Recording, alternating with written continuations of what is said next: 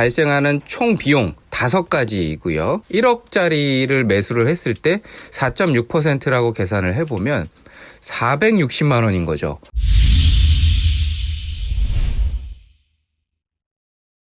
안녕하세요, 머니머신입니다. 오늘은 오피스텔 매수 했을 때 발생하는 비용들을 시간 순서로 제가 좀 나열을 해드리겠습니다. 오피스텔 매수 시에 발생하는 총 비용 5가지이고요. 그 첫 번째입니다. 제일 먼저 오피스텔을 이제 취득할 때 취득록세가 발생하게 되는데요. 사실 이 부분 때문에 많은 분들이 이게 완공되기 전에 피만 받고 매도를 하시는 겁니다. 그래서 내가 이 지역에 정말 전망이 밝다. 나는 장기적으로 가져가서 거기에 대한 자산 증대의 이득을 취하고 싶다라고 하면 그때 또 매수를 하기도 하는 거죠. 어찌됐건 오피스텔을 완전 내 이름으로 취등록하는 비용이 발생을 하게 되는데요.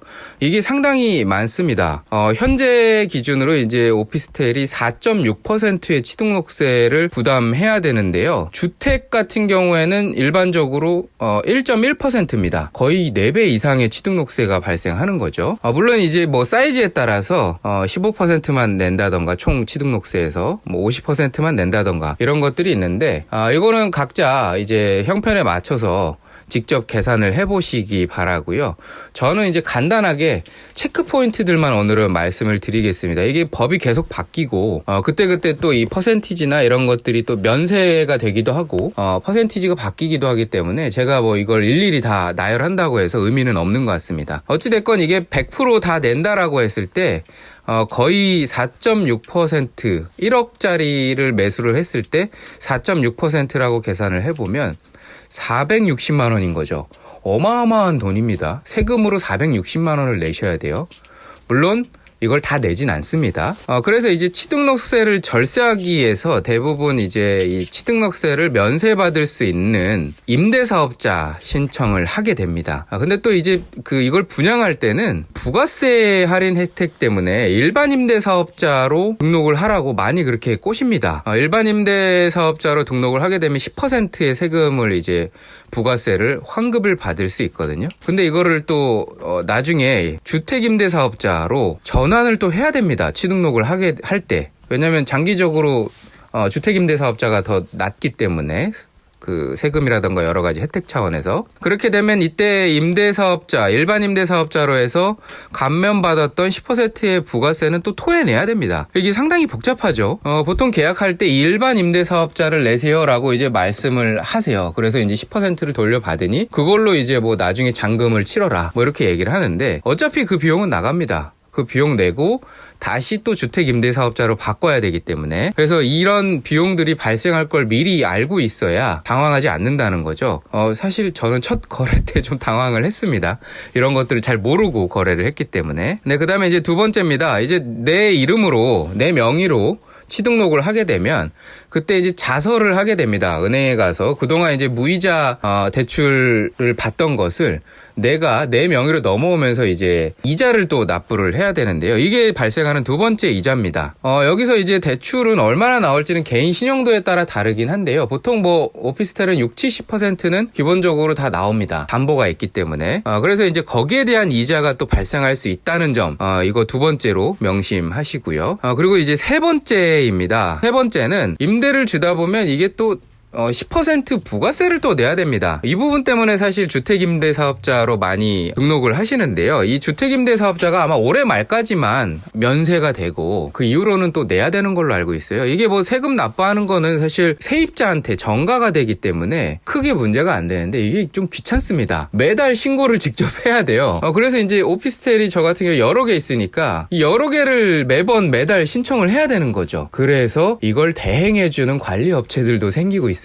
사실 큰 돈을 받진 않는데 보통 5%에서 10% 정도를 받습니다. 50만 원짜리 월세가 나가면 여기에 부가세 10%가 붙기 때문에 55만 원을 이제 세입자한테 청구를 하게 됩니다. 그리고 이제 5만 원에 해당하는 세금을 이제 납부를 해야 되는데 이것을 이제 세금 계산서를 발행을 해줘야 되는데 이것을 이제 대행을 해주고 거기서 또 한 5만 원에서 10만 원 정도 이렇게 받아갑니다. 이게 뭐 그 회사도 이게 뭐 한두 개면 재미가 없겠지만 100개씩 관리를 한다면 이것도 괜찮겠죠. 어찌됐건 뭐 이렇게 관리해주는 업체도 있다. 세 번째 문제는 이 오피스텔 임대료에 대한 세금을 매번 납부를 하고 신고를 해야 된다라는 점.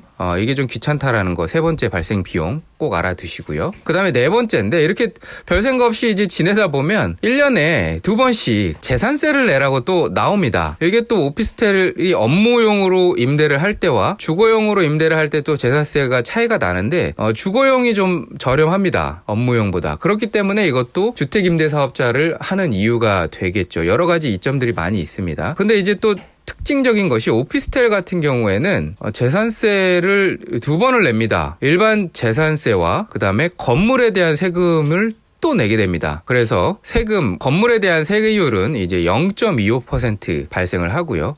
토지에 대한 세율은 이제 0.2에서 0.4% 뭐 이렇게 조금씩 다릅니다.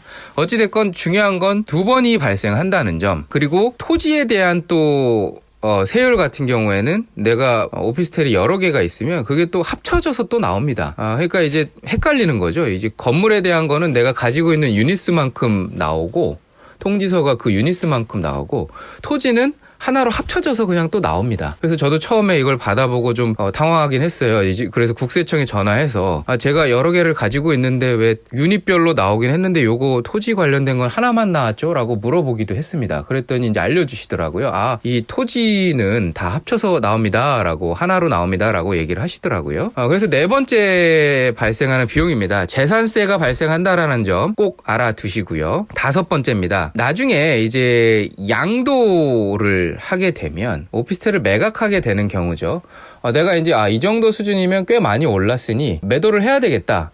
라고 판단을 하고 매도를 하려고 하면 여기에 양도소득세가 또 붙습니다. 여기서 또 문제가 되는데요. 이게 3년 이상 보유 시에는 장기 보유 특별공제가 적용이 돼서 세금이 많이 줄어듭니다. 근데 또 그 이하인 경우에는 일반적인 세금을 내야 되고 그리고 이제 매수한 다음에 2년이 채 되지 않았을 때 또 매도를 하게 되면 부가세 50% 부가세가 붙습니다.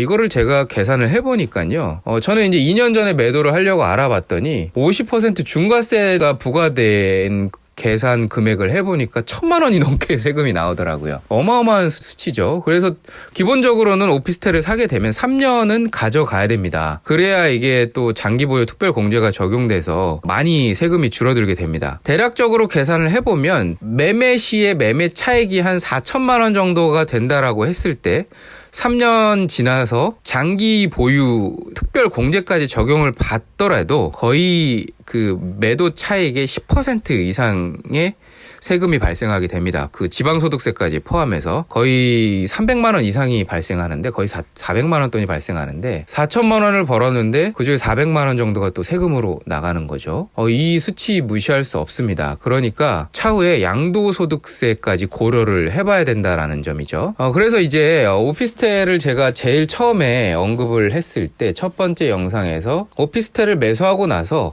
완공되기 전에 6개월 전까지 매도를 다 하는 게 좋다라고 말씀드린 이유가 이 오피스텔을 취등록을 내가 직접 내 명의로 해서 일정 기간 보유했을 때 어느 정도 수준 이상 오르지 않으면 사실 중간에 발생하는 이런 재산세라던가 그 다음에 이제 취등록세라던가 나중에 발생한 또 양도소득세라던가 이런 것들을 다 고려하고 나오면 그렇게 큰 수익이 아니라는 거예요. 그냥 6개월 이전에 완공 6개월 이전에 매도했을 때의 그 피만 받는 게 오히려 이득일 수 있다라는 거죠. 왜냐면 나는 장기 동안 내가 그만큼 보유하면서 거기에 대한 또 이자도 내잖아요. 그런 비용들을 다 고려하면 오히려 완공 이전에 매도를 하는 게 더 낫습니다. 그럼에도 불구하고 저는 아직도 매도를 하지 않고 버티고 있죠. 왜냐면 굉장히 저는 많이 오르는 지역에 매수를 했기 때문이죠. 그러니까 일반적인 지역은 완공되기 전에 매도를 하는 게 좋습니다. 그게 아니고 정말 많이 오를 것 같다. 한 1억 정도 오를 것 같다. 매도 차익이. 그러면은 3년은 버텨야 된다라는 마음으로 처음부터 진행을 하셔야 됩니다. 이 부분 꼭 명심하길 바라고요. 오늘 말씀드린 이 5가지 필수 발생 비용 항상 명심하시고 진행을 하시기 바랍니다. 나는 모든 게 다 복잡하다. 그냥 완공되기 전에 6개월 이전에 매도하세요. 6개월 정도가 남으면 그 다음부터 매도가 어렵습니다. 왜냐하면 이런 경험을 했던 사람들이나 이런 내용을 알고 있는 사람들의 매물이 계속 쏟아져 나오기 때문에 그 전에 다 매도를 하는 게 좋습니다. 오늘은 이 정도로 하겠습니다. 오늘 내용이 도움이 되었다면 구독과 좋아요 눌러주시고 오피스텔 투자에 관심이 있는 분들 있다면 공유해 주시고요. 또 오피스텔 때문에 여러 가지 문제가 발생해서 골치 아픈 분이 있다라고 하면 또 본 영상 공유해 주시기 바랍니다. 고맙습니다.